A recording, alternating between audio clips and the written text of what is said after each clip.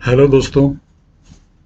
आज बात करते हैं एक एक्सपीरियंस सर्टिफिकेट के बारे में। एक डमी एक्सपीरियंस सर्टिफिकेट के बारे में। एक्चुअली डमी कहना भी वैसे सही नहीं है। एक आप समझिए, एक एक्सपीरियंस सर्टिफिकेट जो होता है उसका प्रपत्र कैसा होता है, उसका फॉर्मेट कैसा होता है, उसके बारे में हम बात करेंगे। बट ये एक्सपीरियंस सर्टिफिकेट जो है ओरिजिनल है, और मैंने इसमें से जो है कुछ डिटेल्स जो कि मेरे फ्रेंड की है वो मैंने इसमें हाइड कर दी है, क्योंकि आप समझ सकते हैं कि ये एक किसी के लिए काफ़ी इम्पोर्टेंट डॉक्यूमेंट है।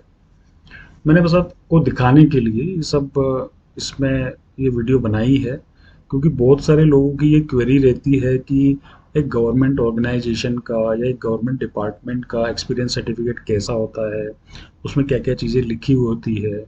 और जब भी कोई वैकेंसी में आप अप्लाई करते हो तो जाहिर सी बात है, जॉब डिस्क्रिप्शन से रिगार्डिंग जो बहुत सारी चीज़ों का दिमाग में कंफ्यूजन रहता है कि यार वो क्या लिख के देते हैं, मैं क्या काम कर रहा हूँ और वो क्या लिख के दे देंगे। वो सब चीज़ों के बारे में बड़ी तकलीफ सी रहती है। और जब भी हम कहीं जब नई वैकेंसी में अप्लाई करते हैं तो उसका जॉब डिस्क्रिप्शन पढ़ के हम क्या है उसको अप्लाई नहीं करते हैं। और क्योंकि अपने मन में डर होता है कि यार अपना एम्प्लॉयर तो ऐसा लिख के देगा नहीं एक्सपीरियंस सर्टिफिकेट में जॉब डिस्क्रिप्शन। तो मैं आपको बताता हूँ कि ये क्यूरियोसिटी जो है इसको ख़त्म करने के लिए मैं ये वीडियो बना रहा हूँ। जो भारत इलेक्ट्रॉनिक्स लिमिटेड है, ये एक पब्लिक सेक्टर अंडरटेकिंग है और ये मिनिस्ट्री ऑफ डिफेंस के अंडर में आता है। ये एक गवर्नमेंट ऑफ इंडिया एंटरप्राइजेस है। ठीक है। ये बैंगलोर में इसका जो है कारपोरेट ऑफिस या आप हेड ऑफिस समझिए, वहाँ पे स्थित है। और भारत इलेक्ट्रॉनिक्स की तो काफ़ी और ब्रांचेस भी हैं, पुणे में है, गाजियाबाद में है, बहुत सारी और जगह है, मछलीपट्टनम में भी है। तो चलो उन चीज़ों को अपने को स्टडी नहीं करना है, अपने को यहाँ देखना है कि ये आखिर में होता क्या है। देखो, ये फॉर्मेट जो है ना, ये फॉर्मेट में देखो यहाँ पे किसी कंपनी का नाम रहता है। भारत इलेक्ट्रॉनिक्स नहीं होगी, कोई और इशू करेगी तो वहाँ पे एम्प्लॉयर का नाम होगा, उसका एड्रेस होगा, फ़ोन नंबर और उनका सर्टिफिकेट का जो भी नंबर, किस दिन को किस डेट को इशू हुआ है, ये सब तो कॉमन सी बात है ना। यहाँ पे ये जो ब्लैक किया हुआ है यहाँ पे आता है कि किसको ये इशू कर रहे हैं, यहाँ पे नाम रहता है उस बंदे का, है ना। अब देखो इन्होंने क्या लिख दिया, सेवा प्रमाण पत्र, सर्विस सर्टिफिकेट, कुछ भी तो नहीं है।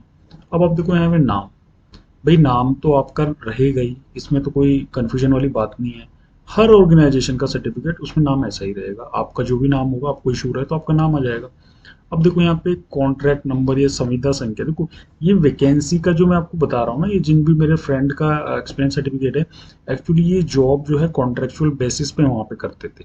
तो जो है ना ये सीई नंबर, ये कॉन्ट्रेक्चुअल एम्प्लॉयमेंट नंबर, उनका जो भी एम्प्लॉय नंबर, अगर आप परमानेंट एम्प्लॉय है तो जाहिर सी बात है यहाँ पे आ जाएगा एम्प्लॉय नंबर। ठीक है।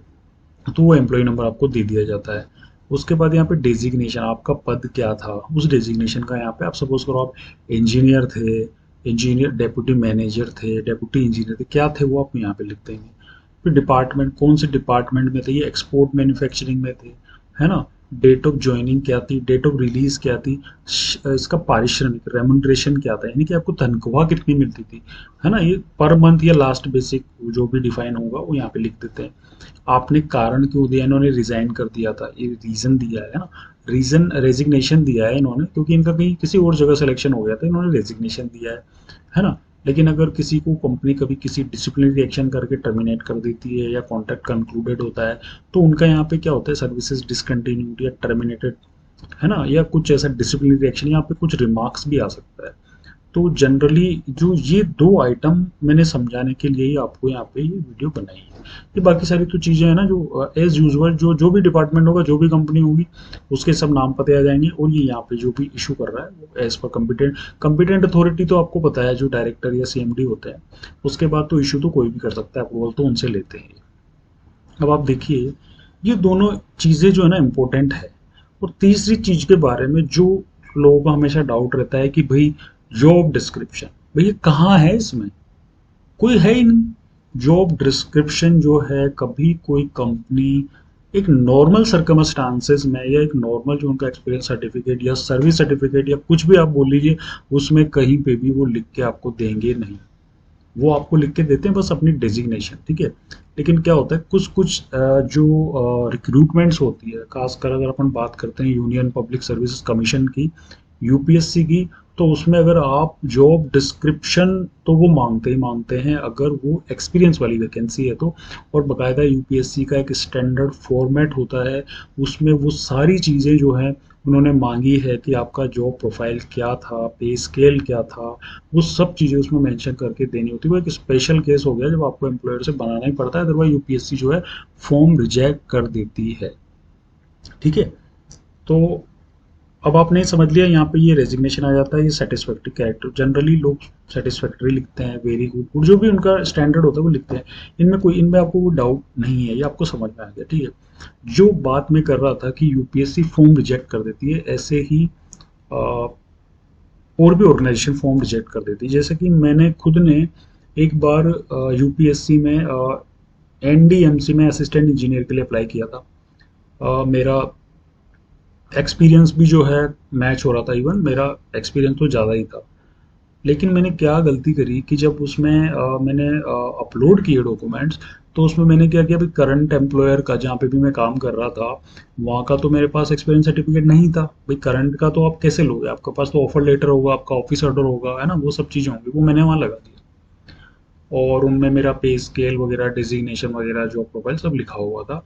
लेकिन उन्होंने मेरा फॉर्म ये कह के रिजेक्ट कर दिया कि आपका जॉब डिस्क्रिप्शन इसमें क्लियर नहीं है और आपने एक्सपीरियंस सर्टिफिकेट सबमिट ही नहीं किया। ठीक है, तो तब मुझे फर्स्ट टाइम में जब ये चोट लगी ना दिल पे, तब पता चला कि यार ये बड़ी खतरनाक चीज़ है। तो वो जो जॉब डिस्क्रिप्शन होता है वो यूपीएससी के लिए तो बहुत ही खतरनाक है। इवन वो उसी के बेस पे शॉर्टलिस्ट करते हैं, है ना। तो अब 11 केवी पे उन्होंने काम करने का एक्सपीरियंस मांगा था इलेक्ट्रिकल का, और उनको वो लिख के चाहिए कि एम्प्लॉयर लिख के दे कि भैया आपने 11 केवी का सब स्टेशन पे काम किया है या कहीं पे काम किया है, उसी के बाद वो जो है आपको शॉर्टलिस्ट करेंगे। अगर आपने ऐसा कोई डॉक्यूमेंट्री प्रूफ नहीं दिया तो फिर वो नहीं देंगे। बाद में मैंने अपना सर्टिफिकेट बना भी लिया था एम्प्लॉयर से रिक्वेस्ट करके कि भाई मेरे ऐसा ऐसा सर्कमस्टेंसेज हो रहे हैं, लेकिन यूपीएससी ने उसे कंसीडर नहीं किया। उन्होंने क्या किया कि भैया आपको पहले ही देना था, ये पहले ही देना था, अब नहीं होगा, अब आप जो है अगली बार जब वैकेंसी निकले तब अप्लाई करना। और ऐसा का ऐसा ही गेल में भी मेरे साथ हुआ, क्योंकि ये दोनों फॉर्म मैंने लगभग एक ही टाइम पे अप्लाई किए थे। गेल में भी gas authority of India limited, ये भी पब्लिक सेक्टर अंडरटेकिंग है मिनिस्ट्री ऑफ पेट्रोलियम के अंडर में। तो वहाँ पे सीनियर इंजीनियर की वैकेंसी थी, वहाँ पे उन्होंने जो 1 साल का एक्सपीरियंस मांगा था वो पेट्रोकेमिकल इंडस्ट्री या HTLT इस तरह का कुछ था। लेकिन वही मैंने यहाँ पे भी वही गलती कर दी, मैंने अपना ऑफिस ऑर्डर, ऑफर लेटर और लेटेस्ट पे स्लिप जो मैंने वो अपलोड कर दी। भाई क्राइटेरिया तो मैं सेटिस्फाई कर रहा था, लेकिन ना तो उन्होंने कोई कम्युनिकेशन करके ये पूछा कि भैया आप एक्सपीरियंस सर्टिफिकेट दीजिए, है ना, और ना कुछ, बस उन्होंने सीधा भैया शॉर्ट लिस्टिंग नहीं किया। शॉर्ट लिस्टिंग की लिस्ट जारी करी, उसमें मेरा नाम नहीं था, तो मुझे ऑटोमेटिकली समझ में आ गया।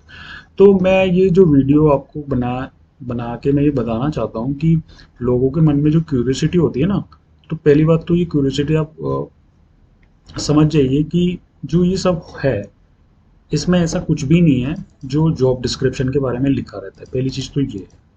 मैं आपको थोड़ा सा और जूम आउट करके दिखा देता हूँ ताकि आपको पूरा सर्टिफिकेट देखना मिले। ऐसा कोई जॉब डिस्क्रिप्शन का नहीं होता है, वो आपको एम्प्लॉयर से पर्सनली जब ऐसी कुछ सर्कमस्टांसेस अराइजेस होती है तब आप एम्प्लॉयर से बोलिए कि भैया मेरे को तो यूपीएससी में ऐसा मांग रहा है, आप मुझे दो। तो फिर वो आपको जो है उस केस को कंसीडर करके कॉम्पिटेंट अथॉरिटी बकायदा उस पर अप्रूवल देके उस चीज़ का जो है वो आपको इशू करते हैं। ठीक है, तो आज के लिए इतना ही। आगे कोई इस तरह की इंफॉर्मेटिव वीडियो या कोई वैकेंसी या रिक्रूटमेंट से रिलेटेड चीज़ों पर चर्चा करेंगे। आज के लिए अलविदा।